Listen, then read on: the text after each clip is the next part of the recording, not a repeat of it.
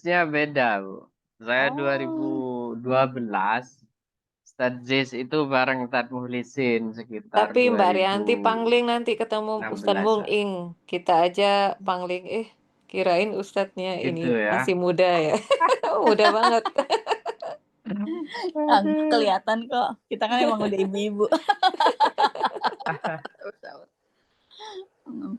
Silakan.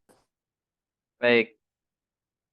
Seperti biasa kita mulai dengan pembacaan surat Al-Fatihah ila hadratin Nabi Muhammadin sallallahu alaihi wasallam wa alihi wa sahbihi wa azwajihi dzurriyyatihi wa ahli baitihi thayyibin tahirin wassabil al-tamin wa azwaju dhahrat mahadil mu'minin wa tabi'in lahum bi ihsan din summa susan ila ruhi al-imam Ibnu Hajar al-Asqalani rahimahullah usulihi wa talamidatihi وجميع من شهينا سيئون لهم الفاتحة أعوذ بالله من الشيطان الرجيم بسم الله الرحمن الرحيم الحمد لله رب العالمين الرحمن الرحيم مالك يوم الدين إياك نعبد وإياك نستعين صراط المستقيم صراط الذين أنعمت عليهم غضب عليهم. Ibu-ibu yang dirahmati oleh Allah, kita akan melanjutkan pembacaan kitab Bulughul Maram karya Al-Imam Ibnu Hajar Al-Asqalani. Telah selesai kemarin membahas tentang sholatul jamaah. Kita akan pindah ke sholatul musafir wal marid. Sholatnya orang yang dalam perjalanan dan sedang sakit. Babu sholatil musafir wal marid. Bab menerangkan tentang sholat orang yang sedang dalam perjalanan wal marid dan orang yang sedang sakit. Wan Sayyidah Aisyah radhiyallahu taala anha qalat. Diriwayatkan dari Siti Aisyah, qalat beliau berkata, awwalu ma furidatis sholatu rak'ataini. Pertama kali sholat diwajibkan itu 2 rakaat. Jadi dulu itu sholat memang diwajibkan 2 rakaat. Ini sebelum Isra ya.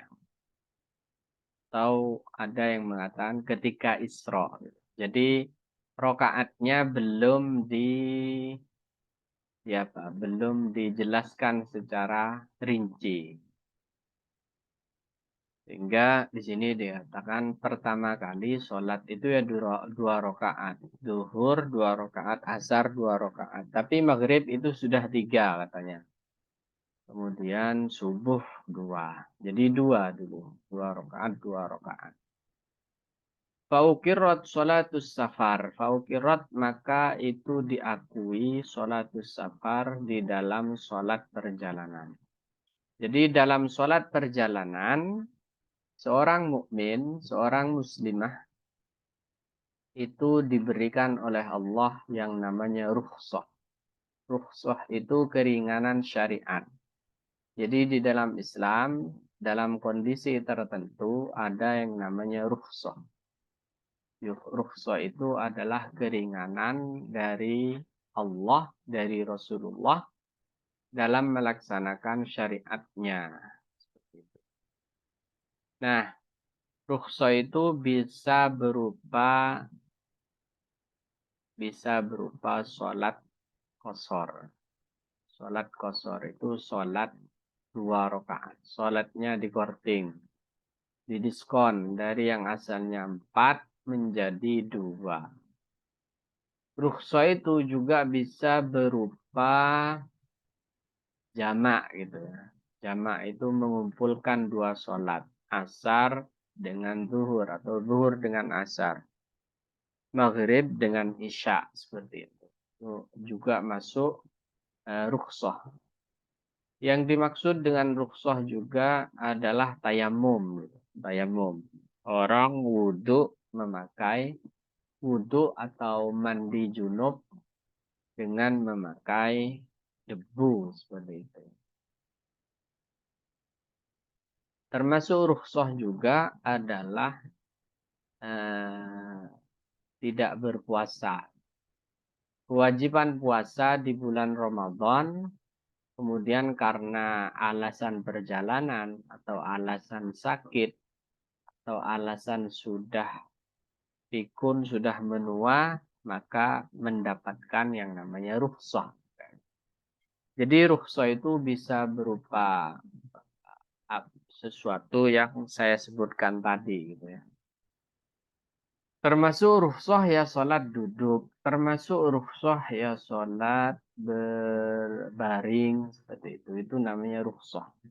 Nah, hari ini kita akan membahas tentang rukhsahnya sholat. Yaitu bagi orang yang sedang perjalanan maupun sedang sakit. Kata Sayyidah Aisyah, "Fauqirrat sholatus safar."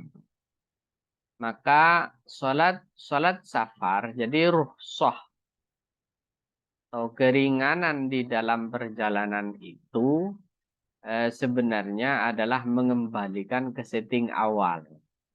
Setting awalnya sholat itu 2 rakaat sebelum peristiwa Isra dan Mi'raj gitu. Sebelum kemudian sholat itu ditentukan rakaatnya di malam Mi'raj. Wa utimmat sholatul hadar. Kemudian disempurnakan sholatul hadar. Sholat ketika di rumah. Kalau ada yang mungkin bertanya, kenapa harus dikasih keringanan, dikasih rukhsah? Karena ya walaupun umpamanya tidak ditemukan sebab atau alasan, ya ini tetap rukhsah gitu. Cuma ada beberapa ulama yang mencoba mencari alasannya. Di antaranya mengatakan bahwa perjalanan itu adalah qit'atun minal azab. Sepotong dari siksa. Jadi perjalanan itu sepotong dari siksa. Sepotong dari penderitaan. Kira-kira begitu. Qit'ah itu sepotong. Masa sih menderita perjalanan? Kalau dulu ya mungkin menderita. Karena transportasi serba sulit, serba rumit. Kita kemarin ngobrol dengan Bu Rika tentang apa itu orang yang berhaji di zaman kolonial itu kan benar-benar qit'atun minal adab gitu ya. Benar-benar apa yang namanya perjalanan haji itu ya sulit, rumit dan penuh cobaan. Baik, sementara sekarang yang namanya transportasi itu kan sudah mudah, murah, dan nyaman. Safety juga aman. Aman dan nyaman. Ya gitu. Aman dan nyaman. Maka kata ulama, qit'atun minal azab. Azab itu dibagi menjadi 2. Azab dibagi menjadi 2. Ada azab azab indrawi, adab yang zahir gitu ya. Ada adab yang maknawi.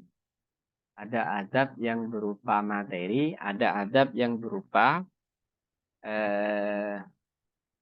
materi, yaitu perasaan gitu. Seseorang yang jauh dari keluarga, dia pasti merasakan apa? Kegelisahan, kecemasan, ke apa lagi? Kerinduan. Nah, seperti itu. Itu kan qit'atun minal azab. Yang seperti itu. Itu masuk sebagian dari azab. Jadi pengertian azab itu harus dipahami lebih luas lagi gitu ya. Harus dipahami sebagai apa? Azab yang berbentuk non materi, bukan azab dalam pengertian jasad gitu. Jasadnya capek, tubuhnya capek, enggak. Malah jalan-jalan itu kan asik sekarang ya. Banyak pemandangan, ketemu orang baru, silaturahim, dan segala macamnya.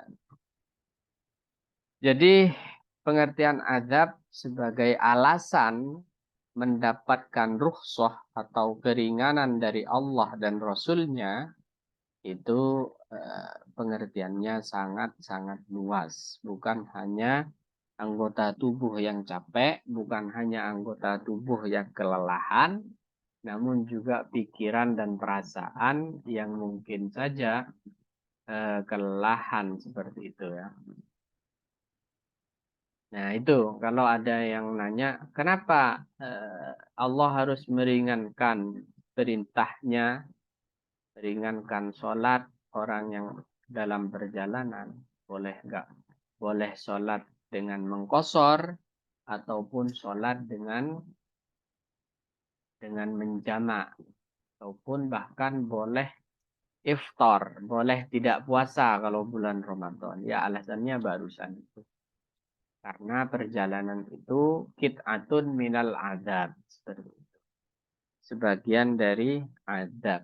Sebagian dari penderitaan. Adab di situ makna penderitaan. Muttafaqun alaih. Walil Bukhari dan dalam satu riwayat Bukhari summa hajarah. Kemudian Nabi hijrah. Fafuridat arba'an. Maka sholat itu difarduhkan 4. Jadi sebelum hijrah sholat itu 2 rakaat 2 rakaat. Kecuali yang maghrib itu memang sudah 3. Wa uqirat sholatus safari alal awwalih. Kemudian sholatus safar, sholat dalam perjalanan itu diakui kembali ke setting awal, mode awal. Dia kemudian menjadi caranya bagaimana? Caranya itu jika perjalanan nanti juga akan dibahas itu ya. Ada syarat-syarat seseorang boleh mengkosor ataupun menjamak. Kalau jamak ya, jamak itu berarti mengumpulkan duhur dengan asar. Itu perjalanan pendek boleh. Tapi khusus untuk kosor ya, untuk meringkas dari 4 menjadi 2 rakaat itu harus safar tawil namanya. Perjalanan panjang. Perjalanan panjang Jakarta, Madura, kayak gitu. Perjalanan panjang itu berapa anunya? Apa estimasinya? Kata ulama adalah 85 kilometer. Ketika sudah 85 kilo, maka seseorang boleh mengkosor. Kalau tidak di bawah 85 kilo, hanya boleh jamak. Gitu. Hanya boleh menjamak. Seperti itu. Meskipun pakai pesawat. Jadi nggak peduli transportasi. Kewenangan atau hak untuk mengkosor itu bukan bergantung kepada transportasi apa yang dinaiki. Tidak. Tapi bergantung kepada pada jarak tempuh seperti itu. Ketika sudah 85 ya mengkosor, boleh mengkosor gitu. Boleh mengkosor juga boleh tidak puasa seperti itu. Nah, caranya bagaimana? Caranya bisa dikumpulkan antara jamak dengan kosor. Niatnya begini, saya niat sholat duhur, dikumpulkan juga dikosor lillahi ta'ala seperti itu. Kalau mau ditambah saya niat sholat zuhur dikumpulkan dengan asar dan dikosor karena Allah Ta'ala. Seperti itu caranya. Kemudian takbir, sholat 2 rakaat, salam. Setelah salam berdiri lagi, takbiratul ihram lagi, saya niat sholat asar dikumpulkan dan dikosor karena Allah Ta'ala. Seperti itu. Usolli fardal asri majmu'an wa maksuran seperti itu. Lillahi ta'ala. Jadi begitu caranya. Nah, jeda antara antara sholat pertama dengan sholat kedua itu kalau bisa jangan terlalu lama. Artinya di sholat pertama kemudian makan dulu, tidur dulu, jangan. Kalau sekedar ngobrol, ngambil minum, terserah boleh. Atau iqomah dulu, kalau berjamaah, qomat dulu itu boleh. Jadi caranya seperti itu. Nah, saya tadi lupa ada beberapa syarat di dalam mengqosor ataupun menjamak. Pertama syaratnya adalah perjalanannya bukan perjalanan haram. Perjalanannya bukan diniati bermaksiat kepada Allah. Kalau perjalanan haram, maka tidak boleh mengqosor ataupun menjamak. Seperti saya mau pergi kemana? Ke Jakarta untuk mencuri, merampok, misalnya, naudzubillah. Nah, maka itu perjalanan haram namanya. Itu tidak boleh. Tidak mendapatkan keringanan qosor seperti itu. Jadi niatnya itu harus perjalanan yang mubah minimal. Yang mubah itu perjalanan yang boleh. Seperti apa? Seperti saya mau jalan-jalan ke Jakarta. Itu boleh mengqosor. Saya mau silaturahim ke Madura ke Ustadz Muhlisin. Sangat boleh malahan. Karena perjalanannya perjalanan sunnah. Seperti itu. Saya mau ke Madura belajar ilmu agama misalnya. Malah itu perjalanan wajib. Sangat-sangat boleh. Yang nggak boleh jadi yang pertama tadi. Niat memang untuk bermaksiat kepada Allah. Itu tidak boleh. Tapi kalau maksiatnya di tengah jalan bagaimana? Bukan niat awal, tapi gara-gara ketemu teman misalkan di jalan, kemudian dia bestie gitu, diajak kemana-mana gitu, maka itu tetap boleh kan? Tetap boleh. Jadi bermaksiat di tengah jalan itu masih boleh mengqosor. Bukan niat awal. Kalau niat awal yang tidak tidak boleh. Jadi beberapa syarat dalam mengqosor itu barusan itu. Harus perjalanan mubah, perjalanan sunnah, atau perjalanan wajib, mau haji, mau umroh, kayak gitu. Itu malah boleh. Seperti itu. Baik. Kemudian apalagi? Ya seperti itu cara sholat eh, sholat qosor atau menikmati diskon dari Gusti Allah gitu. Kemudian kalau ada orang berargumen begini, enggak saya enggak mau mengqosor, saya enggak mau menjamak. Oh, saya sehat, seger kok. Perjalanannya juga enggak capek gitu. Mana yang lebih baik gitu? Apakah menjamak ataukah mengqosor? Kata ulama, tetap mengqosor lebih baik. Ya gitu. Qosor lebih baik. Jadi umpamanya ibu kemarin di Madura ya, berapa hari? 2 hari. Ya umpamanya mengqosor itu lebih baik. Ada yang berpendapat demikian. Jadi kalau tidak mengqosor Ustaz, ya nggak apa-apa.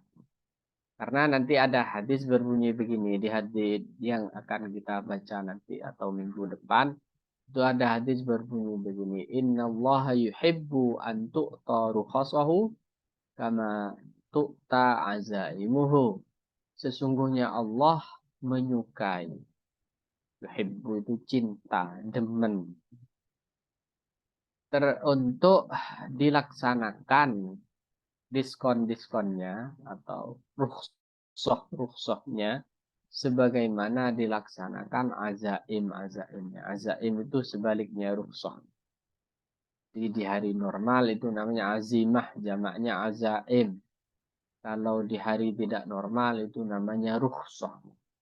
Jadi Allah demen, Allah cinta terhadap orang-orang yang melaksanakan rukhsah. Walaupun tetap hukumnya sunnah ya. Cuma kalau ada pertanyaan. Nah, kalau nunggu lama gimana?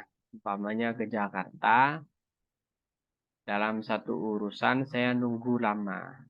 Itu durasinya sampai kapan saya boleh melakukan qashar. Jadi yang dimaksud safar itu Ibu bukan pas perjalanannya saja. Ibu-ibu nunggu 2 hari, 3 hari itu masih dianggap safar. Umpamanya saya ke Jakarta ngurus dokumen. Nah, dokumennya ini nggak pasti kapan selesainya. Saya nunggu di sana itu boleh dianggap dianggap apa? Dianggap fis safar itu dalam perjalanan orang seperti itu. Cuma kalau di mazhab kita Syafi'i di Indonesia ataupun Malaysia, Bu Nur Hajar, itu ada batasnya. Nunggu itu ya 18 hari. Batasnya itu 18 hari. Kayak gitu. Itu kalau nunggunya nggak pasti. Kalau pasti itu hanya 3 hari, Bu. Hanya 3 hari. Lebih dari 3 hari berarti sudah tidak mengqashar. Harus menyempurnakan sholatnya. Wazada Ahmadu. Imam Ahmad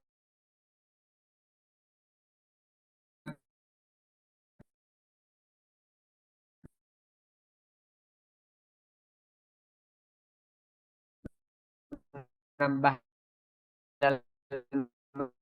maghribah.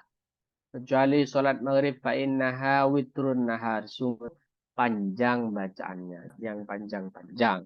Seperti itu. Tapi ini harus juga disesuaikan dengan makmumnya. Gitu ya. Makmumnya. Baik. Mungkin dari ibu-ibu ada pertanyaan. Sebelum kita lanjutkan ke hadis selanjutnya. Dipersilahkan.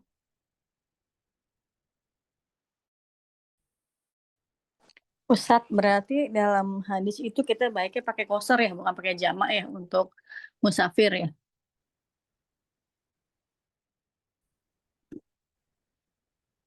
Halo Ustadz, terima kasih.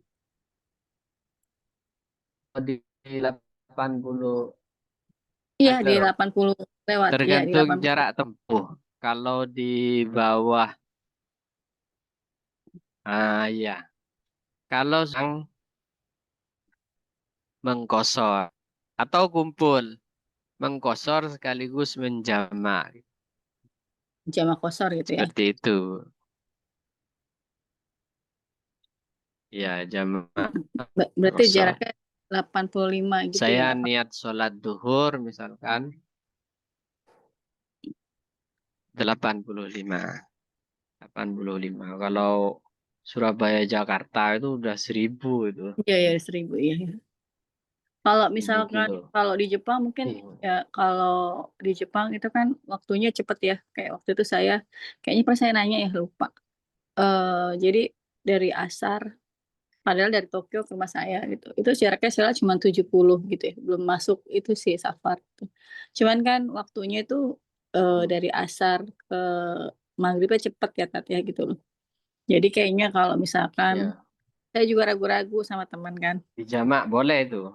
Boleh ya Tat ya gitu ya. Dijamak yang boleh. Tapi Iya. kan enggak, jadi kan asarnya kita udah asar. Nah, berarti maghribnya itu di jalanan gitu loh, Tat. Pulang sampai isya gitu loh kan. Maksudnya Oh, gitu iya loh. iya. Jadi tetap kita nungguin Berarti asar dijamak dulu. takhir. Oh, bila boleh ya? Enggak, aku tuh kemarin ngeri temanku Boleh. bilang eh Yan, aku bilang aku bingung nih ini kita kan nggak bisa ini ya aku tuh turun sampai turun di stasiun itu cuma mau sholat itu pun akhirnya nggak tahu sholat di mana udah saya turun aja gitu udah tinggal 10 menit lagi saya udah ketakutan gitu saya turun Iya iya iya. pokoknya sih turun gitu temanku nggak gue nggak ikut lu Yan gue tetap sholat soalnya aku mau jemput anak kata dia gitu kan anak dititipin sampai jam 6 dia bilang gitu kalau Iya. aku ikut kamu turun nanti kereta selanjutnya lebih lama lagi, nggak bisa dia bilang gitu. Jemput anak harus ibunya, padahal ada kakaknya, nggak boleh katanya. Aku udah bilang, "Oh ya udah nggak apa deh, aku aja yang turun," gitu. Kalau ya udah aku pikir dia ada alasan, kalau aku nggak, aku turun cuman mau sholat gitu loh. Padahal tinggal Iya, bingung iya. gitu loh. Oh itu boleh ya? Walaupun belum belum ini ya, kan nggak tiap hari ya, Boleh. udah Iya. oh gitu ya. Kan Jamak apa boleh itu. Kan itu perjalanan pendek kan. iya ya, tapi Jamak kan itu saja. kan waktu masuknya cepet ya dari kalau di Indonesia mungkin sama ya Hmm, gitu, kalau di sini kan enggak, pokoknya pas kalau musim dingin tuh cepet banget gitu benar-benar. loh. Gitu maksudnya. Waktunya jam 5 Jadi udah maghrib, Tat, lebih gitu. panjang malam ya. Iya, makanya oh gitu boleh ya. Malamnya panjang. Iya alhamdulillah gitu. Boleh. Ya jadi nggak Bahkan keburu-buru. perjalanan 5 kilo, 10 kilo ya boleh sebenarnya. Kalau sekedar jamak. Bukan mengkosor Kalau jamak. kayak macet gitu, Tat, di jalanan itu juga boleh ya? Di jalanan macet Macet. panjang gitu. Kan perjalanan naik mobil tuh Ya, macet. kalau jamak boleh. Tetap boleh ya? Kalau kosor ya lihat tujuannya Ibu. Kalau tujuannya lebih dari 85, ya Hmm. boleh, jelas. Oh iya, kalau maksudnya Baik kalau sudah sampai ke tempat tujuan atau belum, boleh. ya enggak, kalau yang 85 tadi sesuai dengan kata Ustadz ya pasti boleh ya. Maksud saya sebelum Iya, nggak boleh. sampai gitu, misalnya 70 kan gitu loh. Maksudnya kan itu kan masih jauh tuh ke 85 gitu loh. Tapi kan Iya, oh boleh masih ya itu ya? 15 kilo. Iya jauh, tapi jamak ya Tat ya Iya, hitungannya. Oke pakai oke. yang jamak aja, Iya, jangan jangan jangan kosong. mengkosor. Iya, jangan. Ustaz nanya Ustaz, afwan. Ya, Eh, nah waktu perjalanan pulang dari Jakarta ke Padang itu kan masih ada waktu zuhur sama asar mau di. Nah sampai di rumah dikerjakan dengan jamak kosor itu boleh Ustaz? Kalau udah nyampe di rumah. Kan itu kita dari perjalanan 3 hari itu. eh, Ya Ustaz. iya. Sebaiknya dikerjakan sebelum nyampai di apa? Di batas kampung, di batas Hmm. kampungnya. Ada Hmm. syarat begitu. Jadi bahasanya itu surul balad. Surul balad itu Oh berarti iya. pagarnya kampung. Jadi Hmm. sebaiknya dilakukan di sana. Meskipun ketika dilakukan di dalam, di rumah, Mm-mm. itu ya tidak dosa gitu. Tapi nanti hitungannya kodok. Seperti Oh, itu kodok kalau kalau di jatuhnya. mazhab Syafi'i. Iya Ya, Ustaz. tapi nggak dosa, nggak dosa. Jadi Mm-mm. ada syarat memang yang belum saya sebutkan tadi ya, yaitu dilaksanakan di luar pagar. Di luar pagar, bukan di luar Hmm. pagar rumah, tapi di luar pagar kampungnya. Umpamanya Hmm. seperti Ustadz Muhlisin kemarin nama Mm-mm. kampungnya kan Melajah gitu. Maka harus keluar dari Melajah. Semisal ke alun-alun gitu ya di Masjid Mm-mm. Agung itu Mm. sudah keluar, sudah boleh di situ. Oh, berarti Ada kalau kita, syarat begitu. Maaf saya lupa tadi nggak nyebutin. iya Ustaz, paham Ustaz. Berarti nggak boleh ya Karena sebaiknya. kan begini, kalau Heeh, kita belum, iya, kalau kita belum keluar dari pagar kampung itu heeh. untuk disebut safar kan nggak pantas berarti. Kan Jadi kita dari pulang ulama dari perjalanan mensyaratkan gitu. perjalanan pulang dari Dikatakan safar Ustaz. bepergian itu kan mestinya Iya. keluar pagar. Nah iya, Hmm. sama. Hmm. Hitungannya Hmm. begitu. Jadi Hmm. pulangnya nyampe ke rumah itu Heeh. semestinya dilaksanakan di luar kampungnya. Jadi Oh. kayak saya misalkan pulang dari mana jauh gitu ya. Heeh. Maka Yes. biasanya saya sebelum nyampe ke rumah akan berhenti di masjid terdekat. Di Oh, pasar lah gitu. Di mm-mm. situ saya sholat, baru lanjutkan pulang. Sebaiknya itu ya Ustaz ya. Tapi kalau misalnya mau dikerjakan Jadi di rumah ada berarti itu syarat jatuhnya harus di kodok ya. luar pagar. Oh Ada iya syarat Ustaz. begitu. Ah, iya Ustaz, paham Ustaz. Ya, Nah, itu saya khairan kasih Ustaz. kalau Oh misalkan begitu ya. di rumah, Heeh. ya nggak apa-apa, Hmm. nggak dosa. tapi hitungannya di kodok. Kodok. Kodoknya kan karena uzur. Iya. Kodoknya karena uzur. Jadi nggak apa-apa.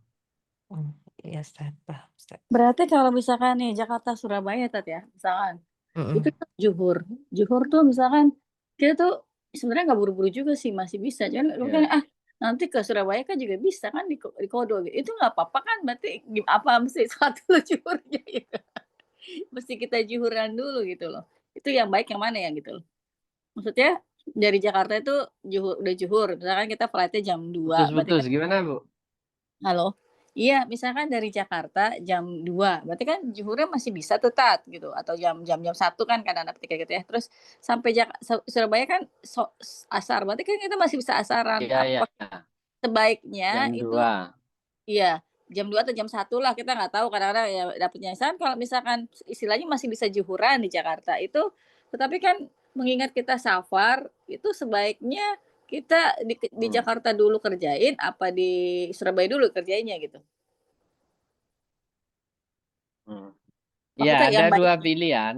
Ada istilah jamak takhir, ada istilah jamak taqdim. iya Ada iya, istilah jamak didahulukan, yaitu di waktu duhur. mhm, Ada juga istilah jamak di waktu akhir, yaitu di asar berarti. mhm. Seperti itu.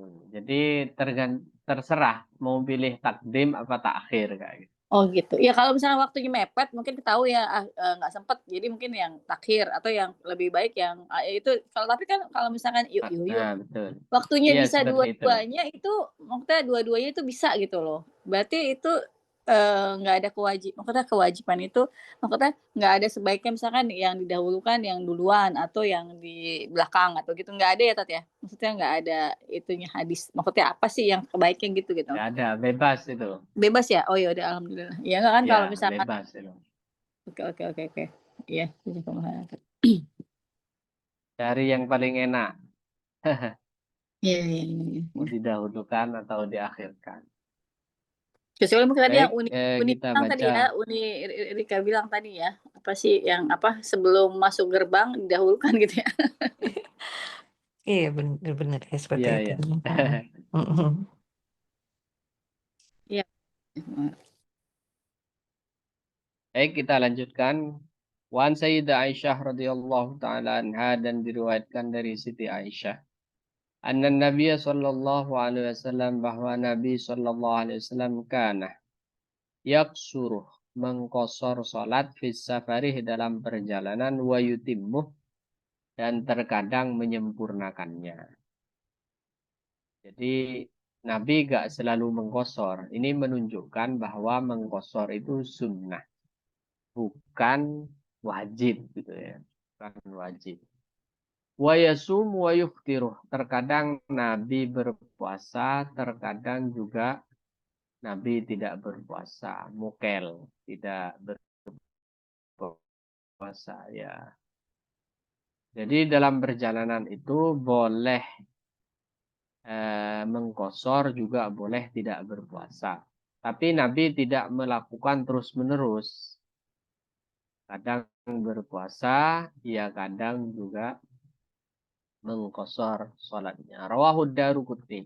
Hadis ini diriwayatkan oleh Imam Ad-Daruqutni wa ruwatuhu thiqatun. Adapun para perawinya itu adalah thiqat, terpercaya. Illa annahu ma'lulun. Hanya saja hadis ini ada ilan, ada masalah.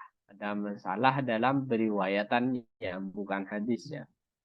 Wal mahfudz wan Sayyidah Aisyah. Adapun yang terjaga periwayatannya dari Siti Aisyah, min fi'liha, dari perbuatan Siti Aisyah. Jadi hadis itu gak melulu dari Nabi ini kalau kita lihatnya.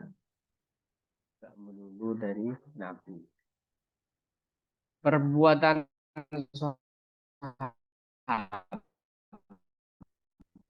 sahabat sebagai murid-murid langsung Rasulullah, sebagai murid-murid langsung Rasulullah, dan tidak memungkinkan bagi dirinya untuk ijtihad, untuk ngarang, itu berarti pasti dari Rasulullah. Nah, di hadis ini kita lihat perilaku Siti Aisyah.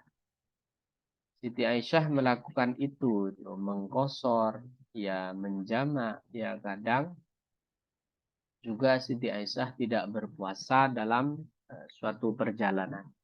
Ini mengindikasikan bahwa Siti Aisyah itu nggak ngarang hal-hal seperti ini. Itu pasti diambil Rasulullah itu loh maksudnya.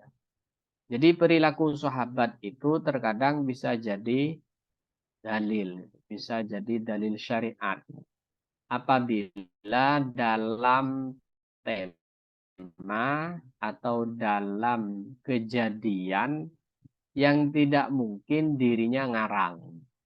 Kalau ada kemungkinan dirinya ngarang, maka itu bisa jadi bukan hadis, tapi pendapat pribadi seperti itu. Tapi dalam hadis ini pasti dari Rasulullah. Waqalat Siti Aisyah berkata, innahu la yashukku alayya. Hal itu tidak memberatkan atas diriku. Akhrajahul Baihaqi. Wa an Ibnu Umar, dan diriwayatkan dari Abdullah bin Umar radhiyallahu taala anhuma. Ini para sahabat yang masuk kategori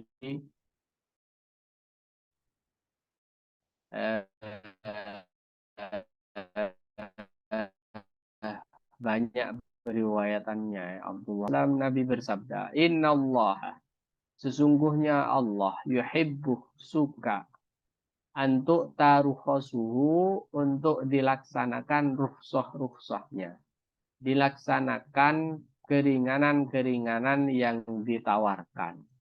Kama yakrah, sebagaimana Rasulullah membenci antuk tamaksiyatuhu, untuk dilaksanakan maksiatnya. Jadi sebagaimana Allah itu menyukai rukhsahnya dilaksanakan, maka itu mirip juga dengan Allah sangat membenci maksiat kepadanya. Atau wa fi riwayah rawahu Ahmad wa sahahu Ibnu Huzaimah wa Ibnu Hibban. Wa fi riwayatin, dan dalam sebuah riwayat, kama yuhibbu an tu'ta azaimuhu. Jadi ada riwayat seperti yang saya sebutkan tadi. Sebagaimana Allah menyukai untuk dilaksanakan azaimnya. Azaim itu kebalikannya rukhsah, kebalikannya keringanan. Azaim itu di waktu-waktu normal itu namanya azaim. Azimah, waktu normal. Kalau rukhsah itu dalam waktu tidak normal.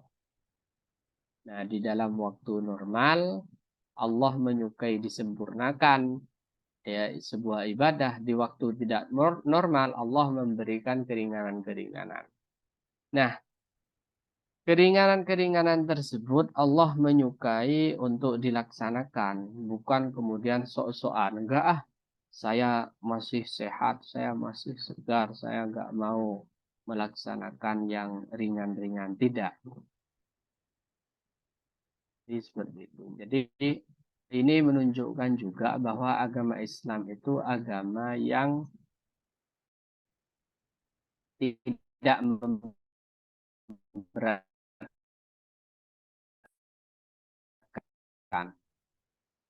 agama yang ringan, agama yang enteng, agama yang mudah, yang dalam pelaksanaannya mudah bagi penganutnya gitu. Itu agama Islam.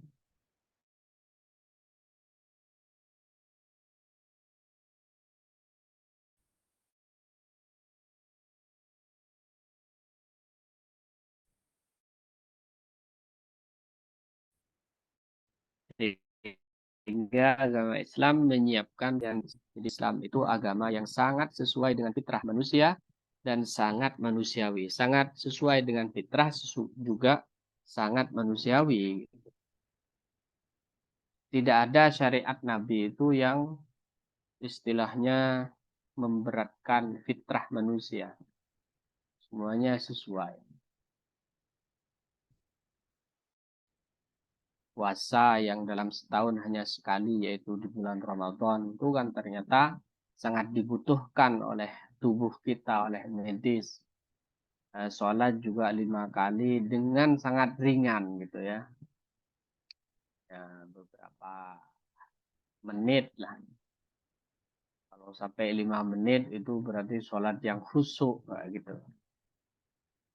ada ya sholat kita paling 2 menit, 3 menit, gitu ya.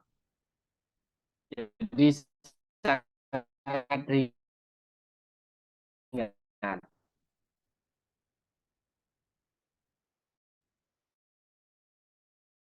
Wajib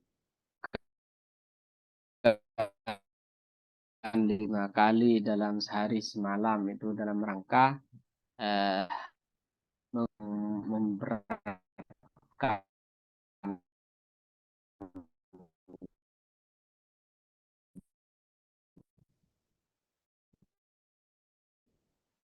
hati dan otak kita.